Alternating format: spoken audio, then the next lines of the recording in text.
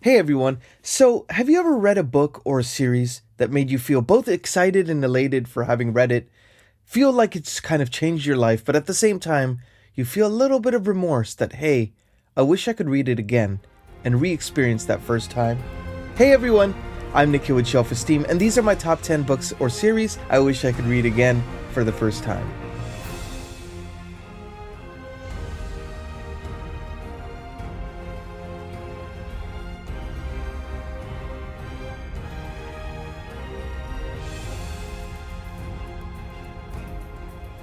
Hey everyone, welcome back to the channel. I'm Nikhil with Shelf-Esteem. I'm a composer, now also booktuber. You can find my music in the Wheel of Time Season 2, His Dark Materials Season 3, and the newly released The Hills of Tanchico, the featured song in the Wheel of Time Season 3. So I wanted to do this video for a while now, and I finally got a chance to sit down and make it. I've thought a lot about this because over the last few years, especially since I started watching Booktube and then now kind of making my own videos, I've gotten a chance to read a lot of great books, and both books that I've discovered and books from your recommendations. So, I kind of look back at them, kind of take stock, and then think to myself, hey, it would have been really nice to re-experience that love that you get when you first are turning those pages and you feel like, wow, this story is getting to me in a way that other stories have not.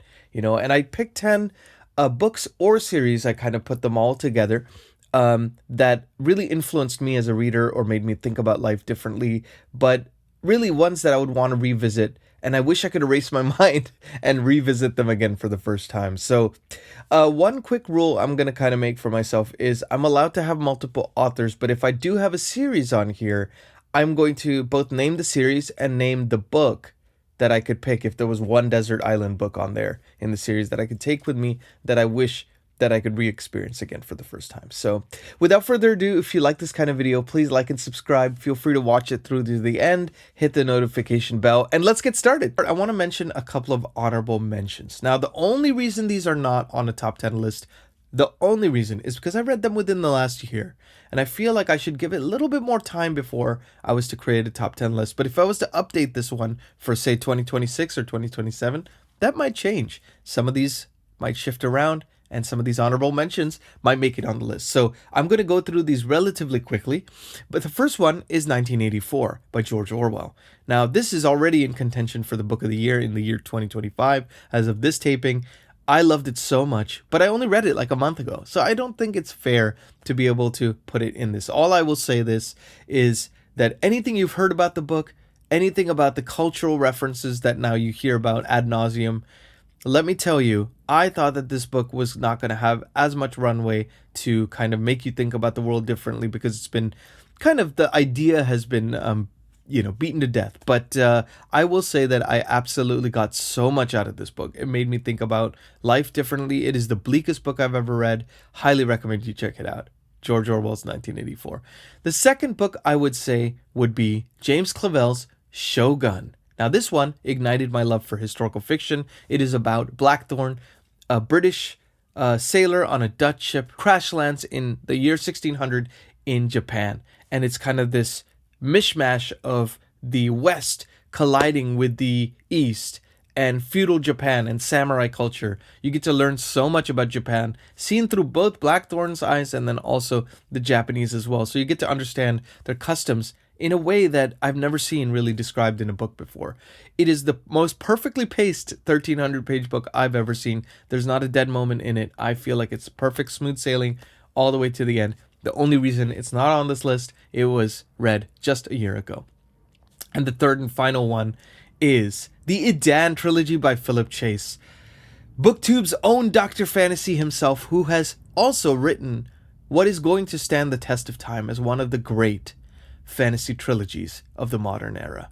Now, he imbues into this trilogy transcendental fantasy, which is kind of the idea of blending these Buddhist concepts in a fantasy setting. I thought that the first book was great, The Way of Idan, but where it really takes off for me, and if it was one book I could experience again for the first time, it'd be Prophet of Idan Book 2. I feel like he really goes off in his own direction in this one, and it was very interesting because the way it ends, I will just say, this might be the end of a series. So where do you go from here? It really sets you up to kind of think about what book 3 might be. But man, the Adan trilogy is fantastic. I highly recommend you all check it out if you haven't already. The only reason it's not on the top 10 list is because I read it maybe less than a year ago. So I think I need to give it a little bit more time before it makes it on the top 10 list, but it is absolutely an honorable mention. Philip, you've done such an incredible job with the series. I can't wait for more people to discover it, and so let me know in the comments if you do so that I can live vicariously through you. So the first one I want to talk about should probably come as no surprise for anybody who's watched this channel. As everybody knows, I'm a huge Stephen King fan. He's like my favorite author of all time, as you can see from my shelf back here.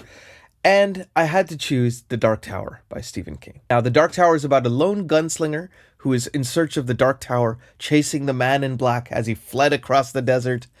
And he meets some friends along the way, and it gets pretty weird. So I felt like this series kind of changed my life when I was reading it. I was at a low point in my life, and it kind of brought me back into reading in my adulthood. And it helped me answer some life questions, actually, funny enough. While still being an amazing story. But if I had to choose one book from here, one book that I feel like I wish I could re-experience this again, because it is, in my opinion, the best book of the series, that is book 3, The Wastelands. Now, this is the book where you kind of get to see some of the weirdness of King really come to the forefront. This was written in 1991, so he had gotten sober by this point, but you wouldn't be able to tell from reading this book because there are some crazy characters like Gasher, the TikTok man, Blaine the Pain. You know if you've read it, and I'm not going to fill you in on the context if you haven't, because you got to experience it for yourself. But I would say that, you know, the forming of the quartet, the 4 crew of this main storyline of the Dark Tower kind of comes to fruition. And it is the one that I felt like was one of the weirder books and really kind of set me on a course to go, I need to finish this as soon as possible, the whole series. So the first book, the first series I would mention is The Dark Tower by Stephen King, and most specifically The Wastelands. The second book I want to mention is a standalone. Now this is by a new favorite author, Robert McCammon. I read this one, was the first one I ever read of his.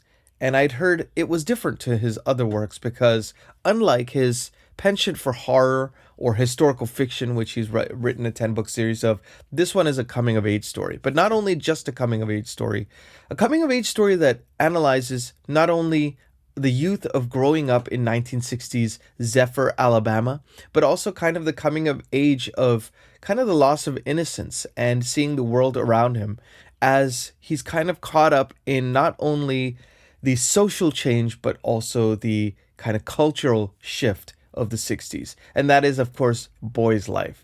Now, I feel like this book had no dead parts to me. I mean, every part of it was perfectly paced. You really get to see it through a child's eyes, and you start to remember stuff about your own childhood as you read it.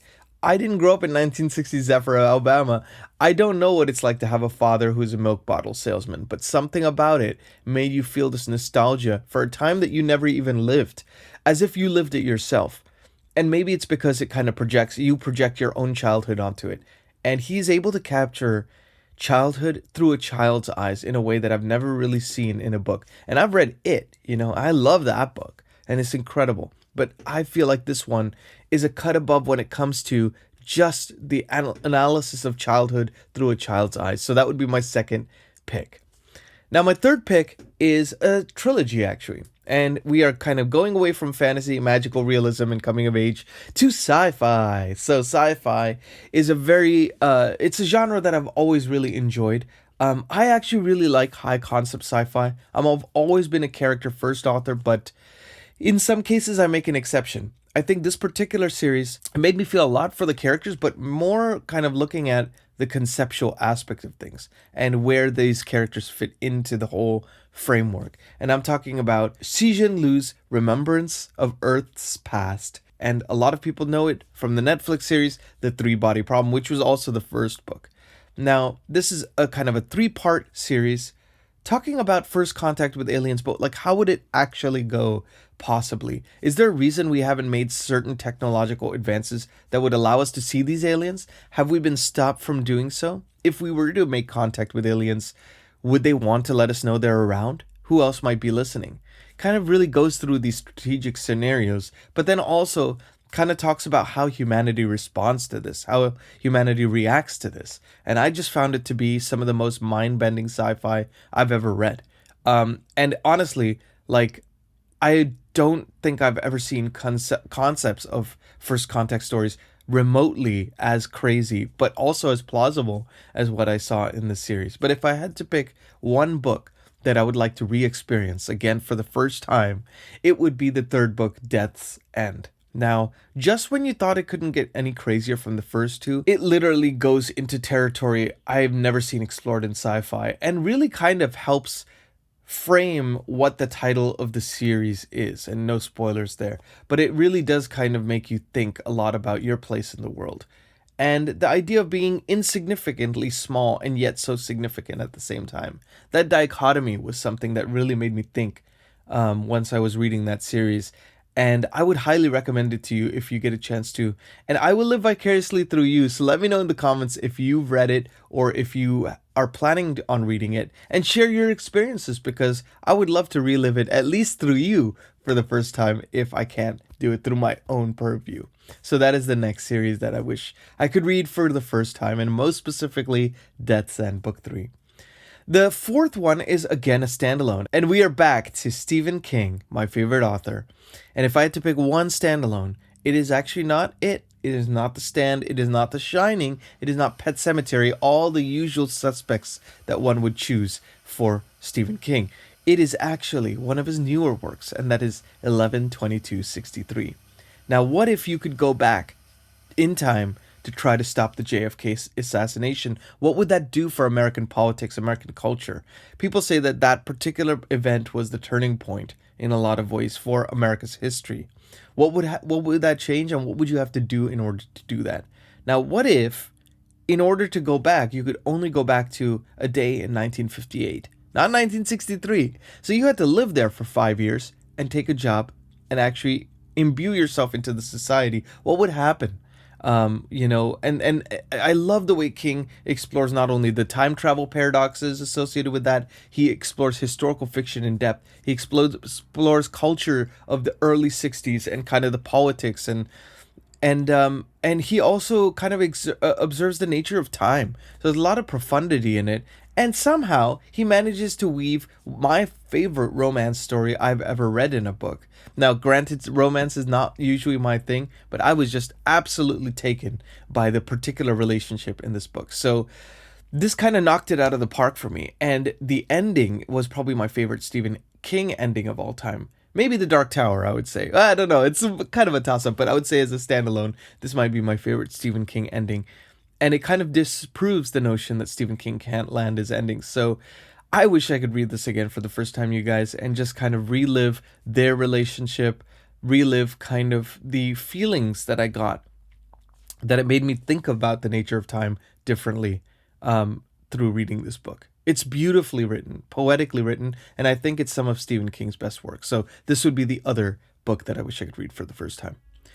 The fifth one is actually the one that got me into fantasy in 2019. I'll still remember picking up the first book, Eye of the World, and diving into what would be the 15-book series, The Wheel of Time by Robert Jordan, and finished by Brandon Sanderson. Now, The Wheel of Time tracks this journey of these three people called the Ta'veren that are linked, kind of like there's like a prophecy that they will rise up and help conquer the Dark One. Now, the problem is the Chosen One, the Dragon Reborn, has power unlike anything anybody's ever seen. But it's also a power that could drive them mad. So will he save the world or will he destroy it? And who's there to kind of use him for their own political ends? Fascinating look at very different confluence of cultures. You have a matriarchal society in the Aes Sedai, and kind of their political machinations don't always align with the Dragon Reborn. Really interesting concepts that are influenced by Buddhist philosophy, concept of reincarnation, the turning of the wheel. Oh my God. I mean, I remember reading this series and just being taken by it. And this is the series that made me become an avid reader again in adulthood. The one that made me go, I got to read all the books all the time, and opened me up to all the fantasy that I'm now currently reading. And if I had to choose one book I wish I could re-experience for the first time, it would be Book 2, The Great Hunt. Now, besides being really well paced, kind of introducing you to Ogier culture and kind of some of the stuff that makes The Wheel of Time very different. Because the first book was more Lord of the Rings 2.0. You know, all the plot beats were very much like that, and he had to do that in order to get published at the very beginning of the journey. But The Great Hunt is where he kind of came onto his own, and I would say the last third of that book is one of the best last thirds, final acts of any book of all time, period. I mean, the Falme sequences, I remember my brain feeling like it was just kind of like opening up, like my whole worldview was opening up in that moment as I was reading those pages. Oh my God, I could feel like the goosebumps, you know, as I was reading, and I was like sweating. I was like, that's how I was feeling. And it was shortly after that that I wrote a Wheel of Time piece that allowed me to be able to work on the show. It has a lot of special meaning to me for a lot of reasons, but I remember that feeling, that hair standing on your, you know, arm kind of feeling that I have not gotten very often since, and I would love to recapture that feeling. And the only way to do that is to erase my mind so I could read The Wheel of Time, and most specifically, The Great Hunt again for the first time. The next one is the sixth one on my list here, and that is a newer author, but man, what an incredible author. Christopher Rocchio, and the series is called The Sun Eater. Set 20,000 years in humanity's future. This is kind of a sci-fi space opera in the POV of Hadrian Marlowe, who kind of rises through the ranks, and he kind of talks about in the first line of the first page of the first book, Empire of Silence, kind of how he helped wipe out this alien race and how he got to that point from when he was a kid.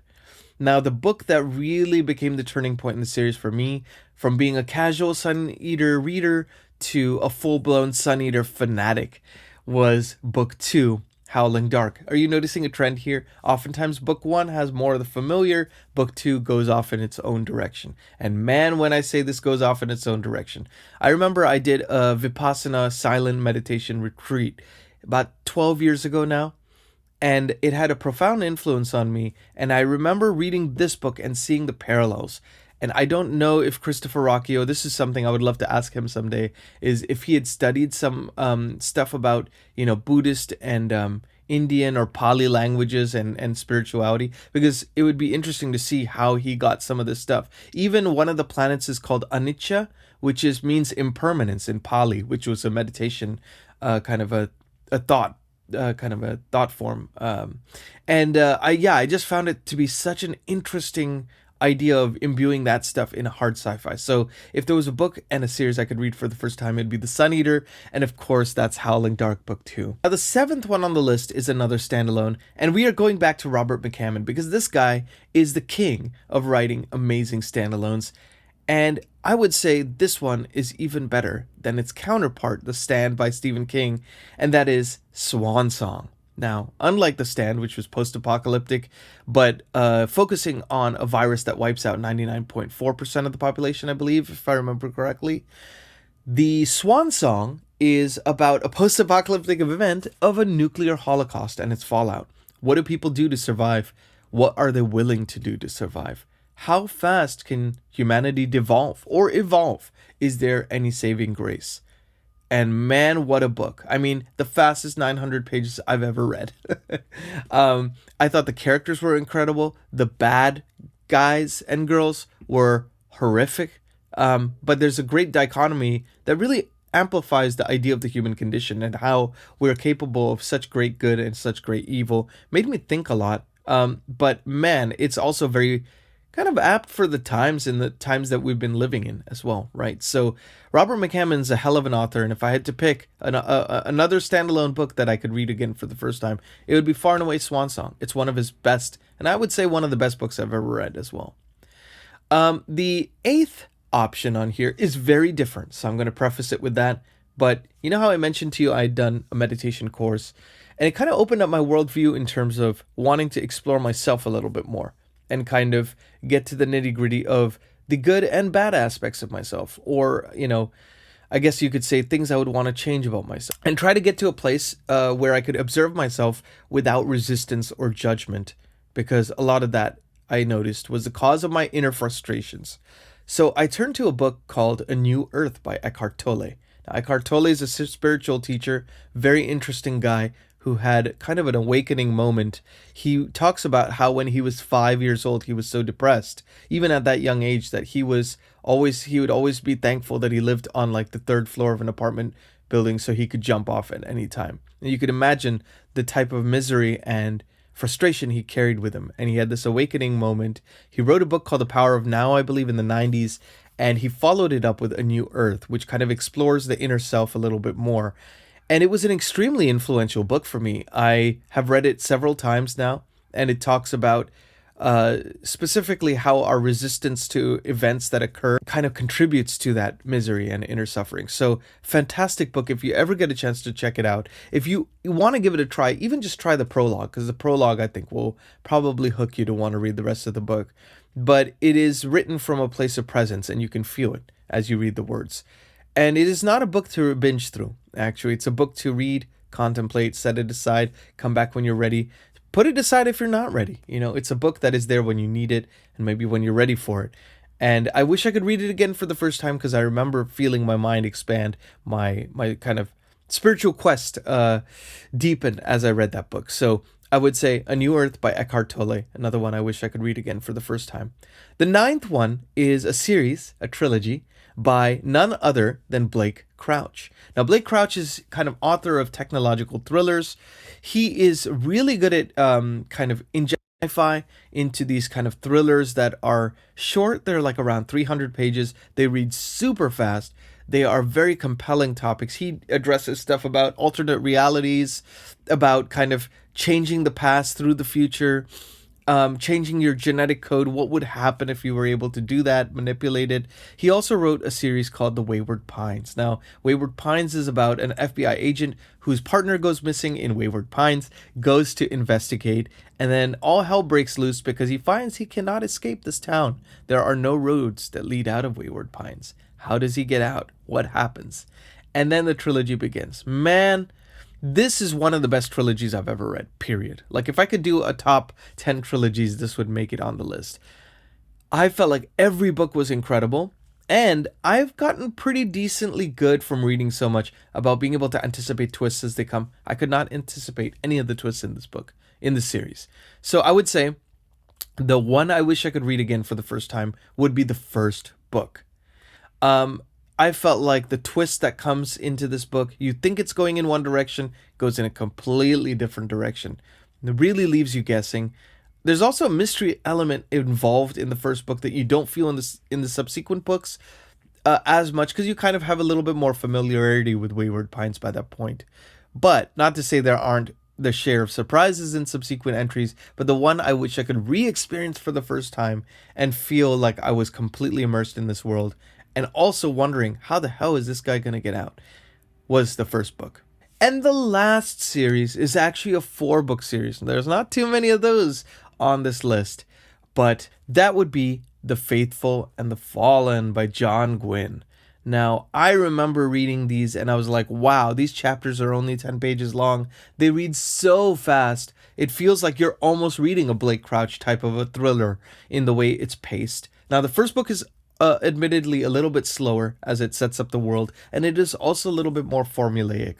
But man, when the second book takes off, Valor, it just goes off in its own direction. Again, it's that second book syndrome.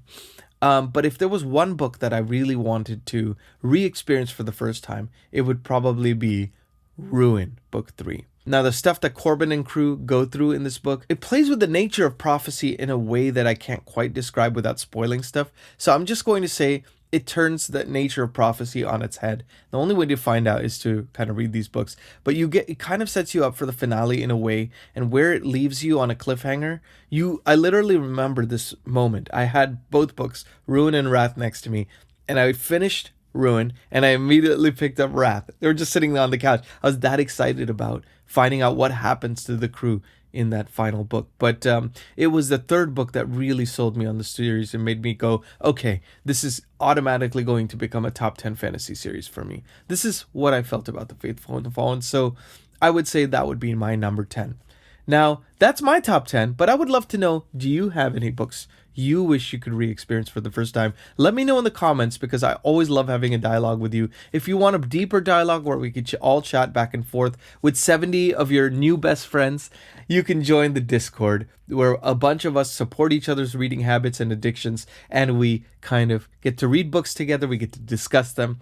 And it's a really nice space. A lot of people, a lot of great people in that Discord. So feel free to chat with me any which way that you so choose. I would love to hear your picks. And I know that like a lot of people who read the comments, they get great recommendations from people like you. So I really appreciate you chiming in with your opinion.